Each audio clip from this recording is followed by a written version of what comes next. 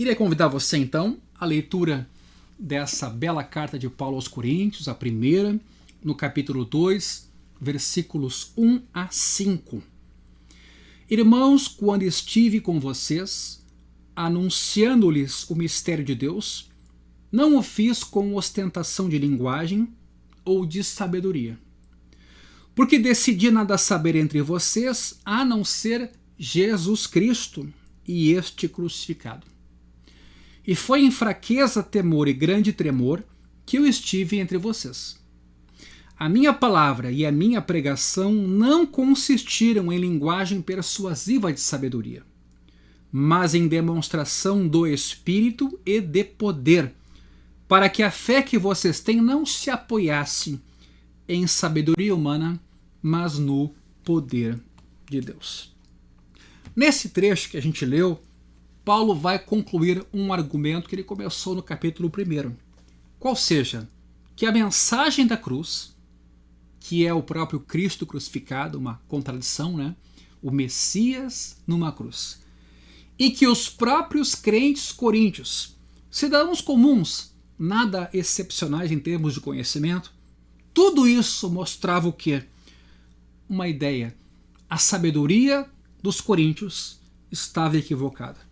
Ela não podia levá-los a Deus. Paulo, pregador do evangelho agora entre os coríntios, apesar da sua fraqueza, e ele destaca isso no versículo 3, especialmente porque não atendia a expectativa que os coríntios tinham de eloquência, Paulo reconhecia que era muito conhecedor da doutrina, mas no falar ele era escasso, né?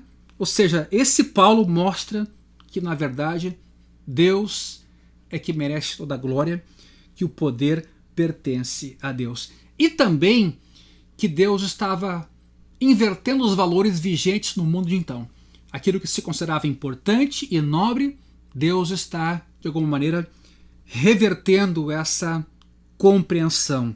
Ou seja, o meio, a cruz, as pessoas, os coríntios e o pregador, Paulo, o instrumento, tudo isso mostra que o poder pertence a Deus.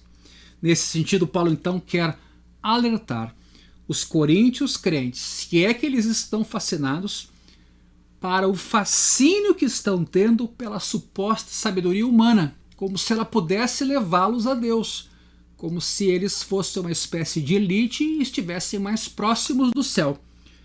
Porque Paulo vai dizer que essa sabedoria, na verdade, leva à autossuficiência e à busca de louvor próprio. Nesse versículo 1, Paulo precisou lembrar os coríntios sobre a pregação que ele fez entre eles e precisou lembrá-los tanto da forma da pregação como do conteúdo. Ele usa aqui, por exemplo, sobre a forma, a expressão ostentação de linguagem, e sobre o conteúdo ele fala do mistério de Deus, que foi a Corinto anunciar o mistério de Deus. Esse texto do versículo 1, na verdade, se liga ao versículo 31 do capítulo 1, destacando que, no caso da pregação de Paulo agora, a glória também pertence a Deus.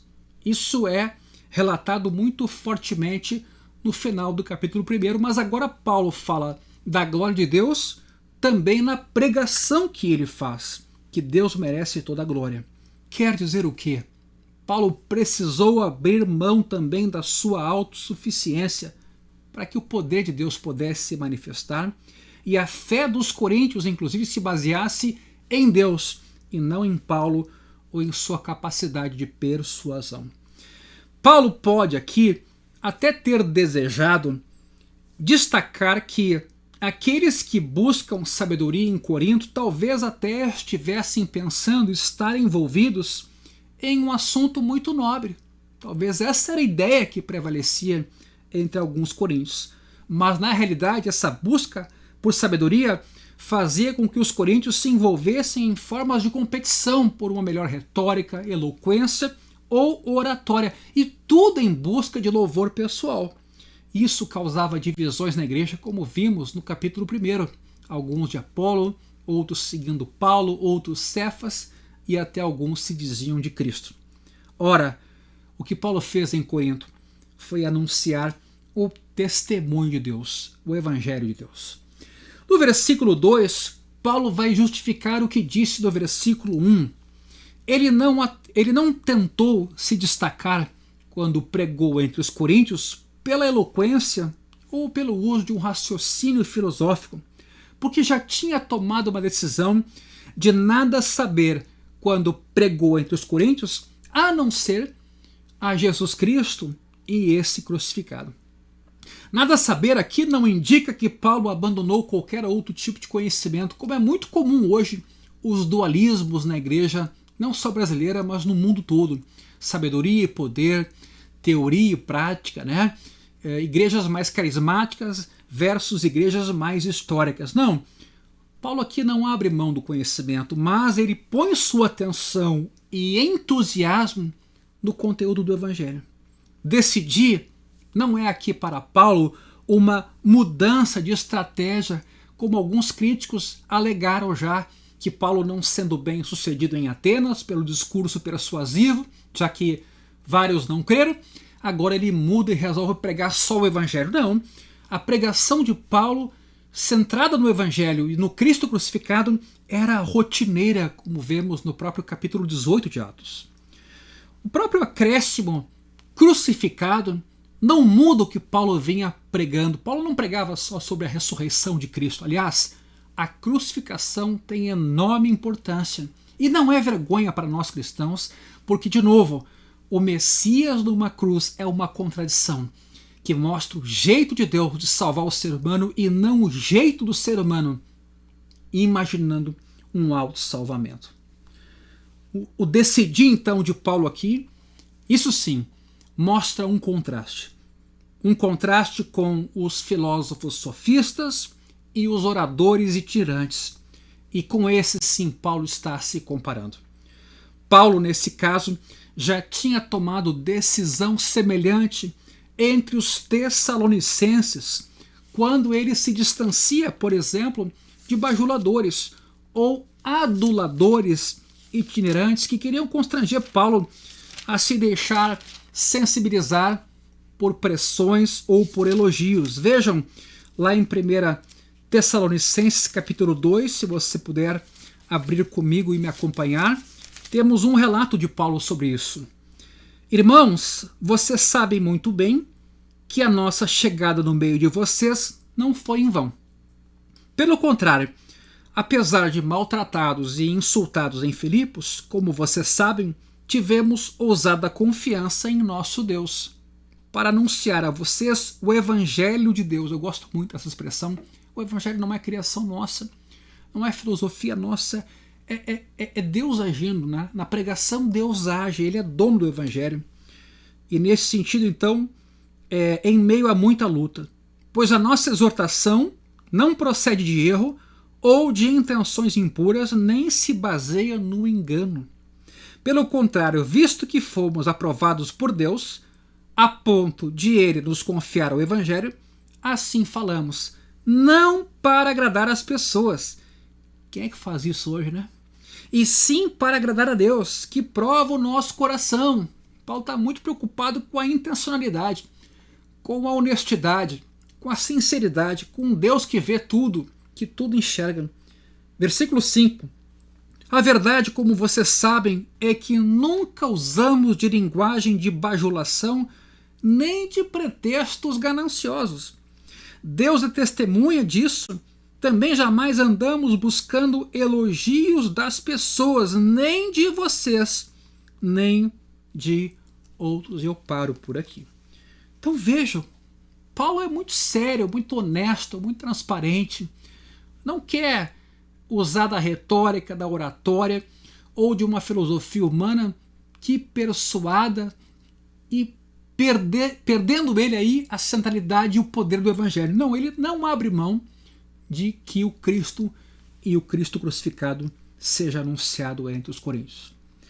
No versículo 3 de 1 Coríntios 2, a gente vê uma probabilidade. Paulo aqui demonstrando a sua fraqueza através de alguma condição física observável. É o que dizem os comentaristas. algum tipo de sofrimento de Paulo ou alguma outra dificuldade que fosse visível. Não se sabe ao certo que fraqueza era essa. Por que eu estou dizendo isso? Porque para Paulo, uma correspondência entre as suas fraquezas e o Evangelho era uma coisa completamente coerente. Ele escreveu mesmo aos Colossenses, capítulo 1, versículo 24: agora me alegro nos meus sofrimentos por vocês e preencho o que resta das aflições de Cristo. Tem gente que acha assim, Cristo já sofreu tudo que eu tinha que sofrer, para que eu não sofra mais.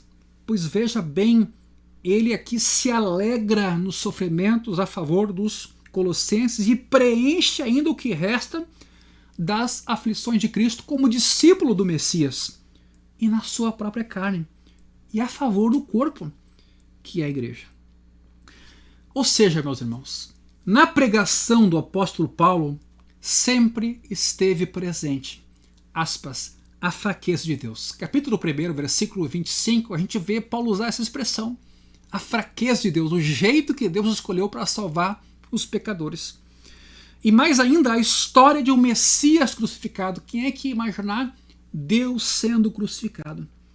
As fraquezas de Paulo serviam de uma demonstração visível adicional à sua mensagem. Ou seja, as lutas que Paulo vivia basicamente davam ainda força ao evangelho que ele pregava. Havia uma coerência, né, nesse sentido.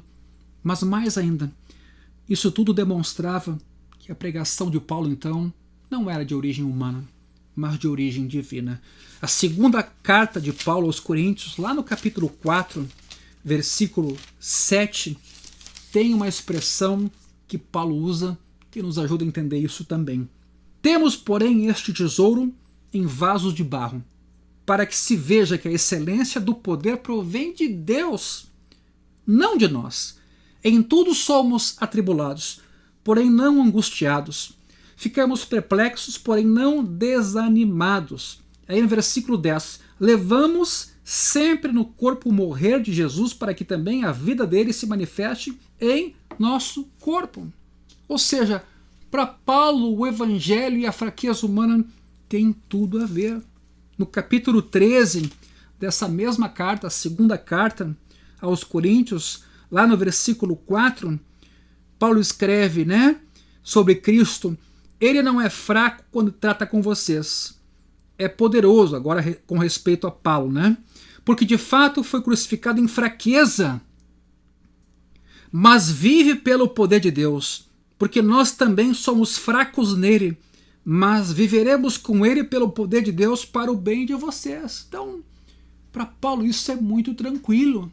Aliás, meus irmãos, Paulo se gloria com frequência nas suas fraquezas no Novo Testamento. E eu vou citar aqui só para registro, talvez você queira pesquisar isso depois.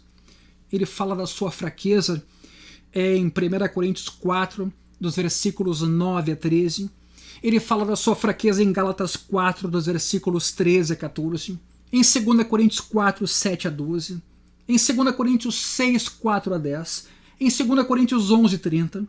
Em 2 Coríntios 12, 7 a 10. Em Romanos 8, 17 a 27. Em Filipenses 1, 29 e 30. E em Colossenses 1, 24 a 27. Tudo isso mostrando que o evangelho, na vida de Paulo, andava junto com a sua fraqueza.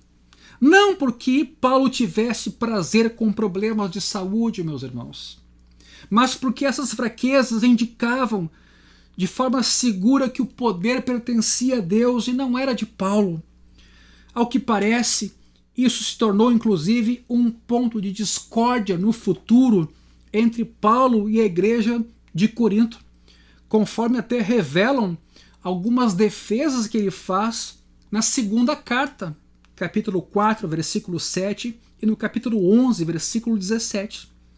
Mas é possível também que alguns informantes de Paulo já tenham dado a ele aqui alguma ideia desse problema. Daí a razão de ele estar abordando o capítulo 2, agora versículos 1 a 5, e também o desabafo que ele faz no capítulo 4, especialmente no versículo 8, quando ele escreve: vocês já estão fartos, já são ricos. É irônico, né?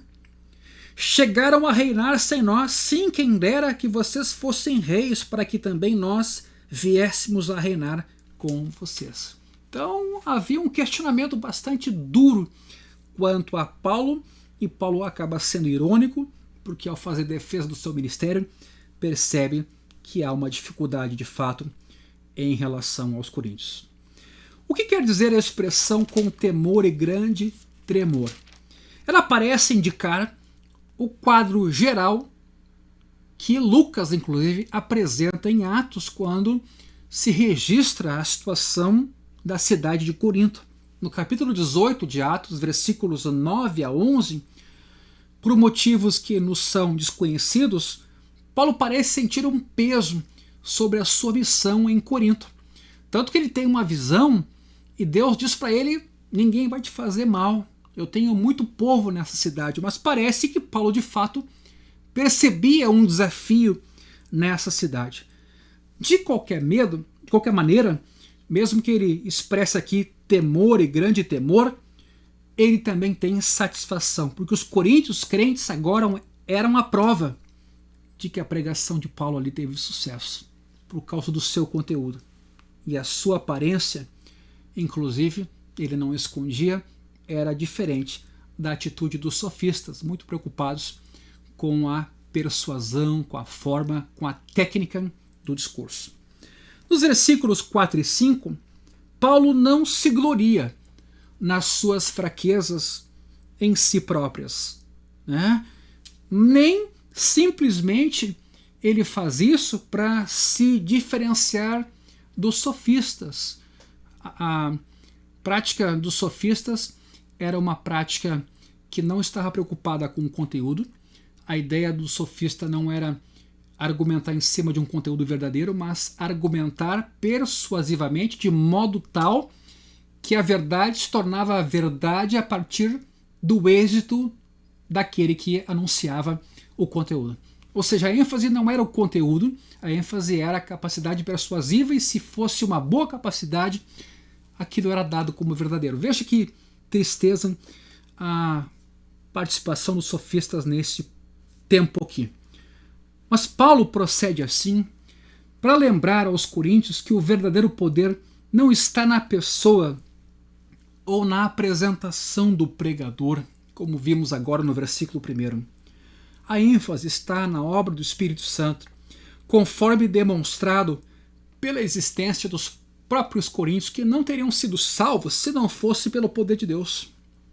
A expressão aqui logos ou querigma, né, que é palavra e pregação, vão se referir nesse versículo 4 ao conteúdo e à forma que Paulo usa para anunciar o conteúdo. De propósito, Paulo evita aqui justamente aquilo que fascinava os coríntios, que era a linguagem persuasiva de sabedoria. Nem por isso faltou persuasão a Paulo, é bom dizer. O que faltou foi o tipo de persuasão dos sofistas e dos retóricos, onde o poder estava na pessoa e na apresentação que se fazia. A pregação de Paulo, ao contrário, era a respeito do Evangelho, e era o Evangelho, e por isso ela gerou fé na vida dos coríntios. O que acompanhou a pregação de Paulo, diz o texto, foi aqui demonstração do Espírito e de poder, conforme o versículo 4. Veja bem, na retórica grega, a palavra apodeixei era um termo técnico para uma conclusão convincente a que se chega com base em boas premissas. Mas Paulo muda o sentido dessa palavra aqui, defendendo que a prova ou demonstração não está numa retórica convincente, mas na ação concomitante e visível do poder do Espírito. Será que Paulo, ao falar agora aqui de um suposto sinal ou poder do Espírito, está tentando reconstruir aquilo que estava derrubando? Quer dizer, será que ele agora esquece da sua fraqueza e dá a entender que sinais visíveis é que levaram os coríntios a crer? Onde fica a fraqueza de Paulo e a loucura da pregação? Dificilmente nesse texto Paulo aqui é incoerente.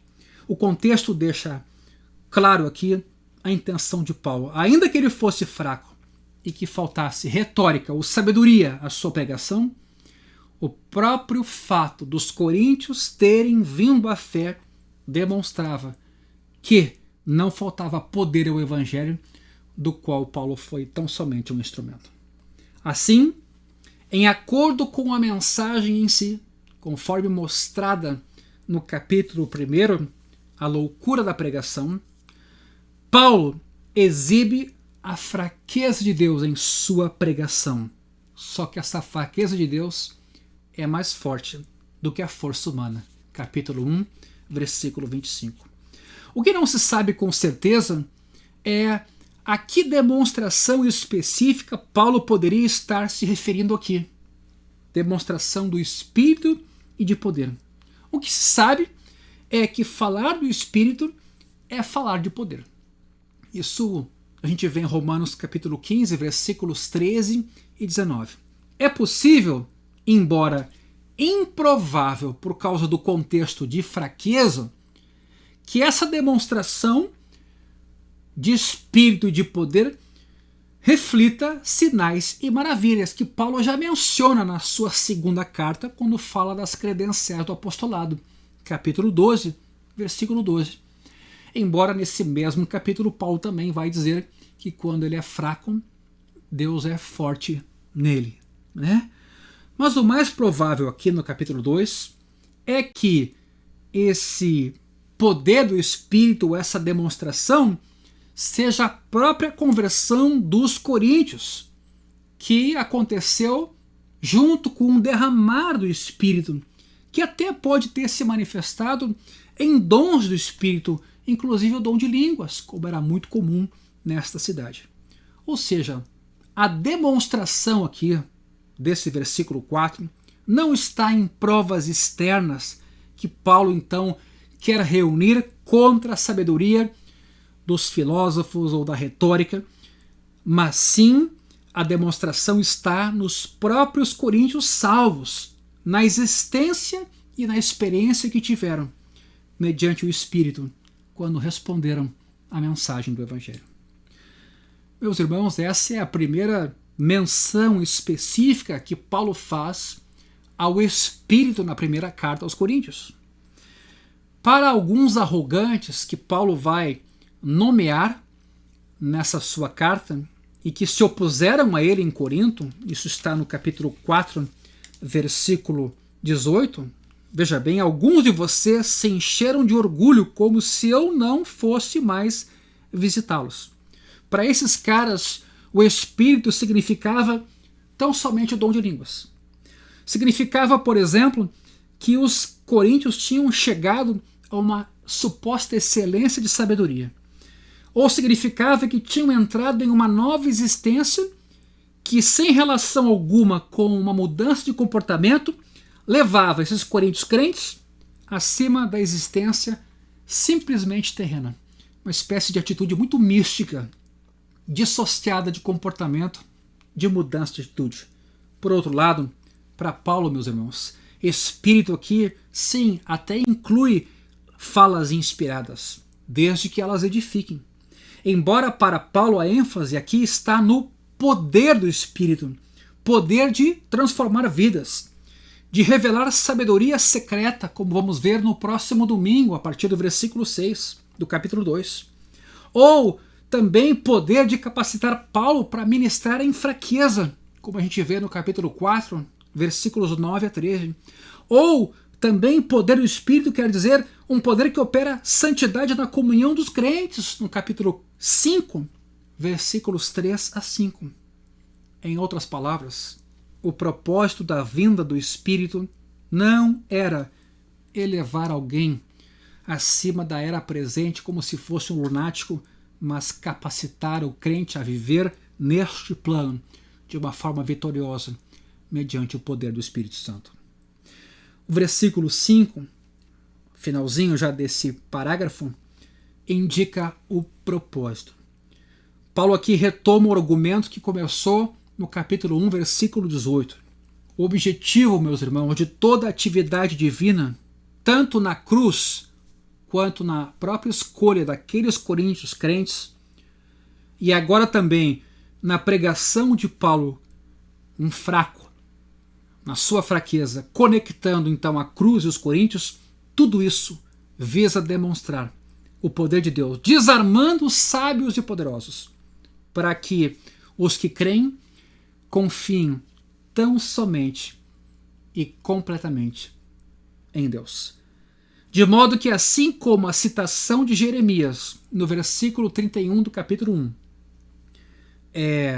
está bem evidente aqui, e ela conclui com essa bela citação, o versículo 31 conclui com essa citação, agora aqui o versículo 5 conclui com essa citação, para que a fé que vocês têm não se apoiasse em sabedoria humana, mas no poder de Deus. O sentido aqui não é sugerir que a fé se baseia em evidências, como é muito comum a gente ver sendo pregado. Não faria sentido, porque Paulo falou do evangelho em meio a fraquezas. Ao longo de toda essa passagem, o poder de Deus tem a cruz como referência, a fraqueza de Deus, o jeito que Deus escolheu para salvar os que creem, a sabedoria oculta de Deus. Ou seja, a verdadeira alternativa à sabedoria concebida pelo ser humano não são sinais, mas é o próprio evangelho que, de maneira poderosa, o Espírito aplica à vida daqueles que creem. E essa abordagem, inclusive, quem faz é um teólogo pentecostal muito conhecido chamado Gordon Fee, um exegeta de primeira mão, e que concorda que não faria sentido, num lugar em que Paulo quer demonstrar a sua fraqueza para que o poder pertença a Deus, levar as pessoas a crerem por causa de sinais externos e evidentes, quando na verdade foi pela loucura da pregação. Sobre esse texto de 1 Coríntios 2, versículos 1 a 5, alguns hoje enfatizam, infelizmente, o que Paulo não fez. Ou seja, o pregar com excelência de palavra, com excelência de sabedoria, e o se gloriar em uma apresentação menos elaborada. O que é curioso é que quem faz isso geralmente mostra uma certa pomposidade no jeito de pregar, demonstrando que quer persuadir de forma retórica, contrariando a própria mensagem ou o conteúdo do evangelho. Por um outro lado, outros enfatizam o lado positivo aqui, as provas do poder do Espírito, que na visão deles contrastam com a mera pregação, como se a mera pregação não fosse suficiente. Eu lembro inclusive de ter escutado isso ser dito, um culto em que não tem milagres físicos não é culto. É um absurdo. Por outro lado, a oratória refinada, às vezes ouvida em nossos púlpitos, meus irmãos, onde parece que o sermão em si é o objetivo final daquilo que é dito, é um fim em si mesmo, leva-nos a fazer a pergunta: será que temos ouvido esse texto como deveríamos ouvir? A mensagem de Paulo precisa de uma nova oportunidade de ser ouvida. O que ele está rejeitando aqui não é a pregação. E também não é a pregação persuasiva, mas em vez disso, o que Paulo rejeita é o perigo de toda a pregação, a autossuficiência. O perigo está sempre em deixar que a forma ou o conteúdo interfiram naquilo que deve ser a preocupação maior, o evangelho proclamado em meio à fraqueza humana, mas acompanhado pela obra poderosa do Espírito, para que as vidas sejam transformadas mediante um encontro divino e humano. Então eu deixo esse breve sermão com vocês. Nós vamos dar a sequência no próximo domingo a respeito deste assunto, mas fica aqui essa reflexão. Vivemos muitas vezes um dualismo entre igrejas mais carismáticas e igrejas mais históricas. As carismáticas enfatizando muito o poder, as evidências, os sinais. As igrejas mais históricas, enfatizando muitas vezes a retórica, a oratória, o preparo do sermão. E, na verdade, as duas têm verdades a nos apresentar e com as quais contribuir. O poder pertence a Deus. Isso não quer dizer que um pregador não deva se preparar e se esforçar para dar as razões da fé que há nele, mas ele precisa saber que o poder pertence a Deus, que o evangelho é que salva e que nós temos o privilégio, em meio às nossas fraquezas, de ver Deus agir e ser glorificado. Eu queria, antes de finalizar, orar com cada um de vocês. Pai, eu peço que essa palavra trabalhe com as nossas mentes e os nossos corações, que ela vá fundo no nosso espírito, que ela nos anime e fortaleça, para que teu nome seja sempre glorificado, em meio às fraquezas, as quais nós não escondemos, Senhor, que o teu nome seja sempre glorificado. Capacita-nos e fortalece-nos, e que possamos dar testemunho cada vez mais evidente do teu poder. Tudo para a glória do teu nome. Obrigado, em o nome de Jesus. Amém.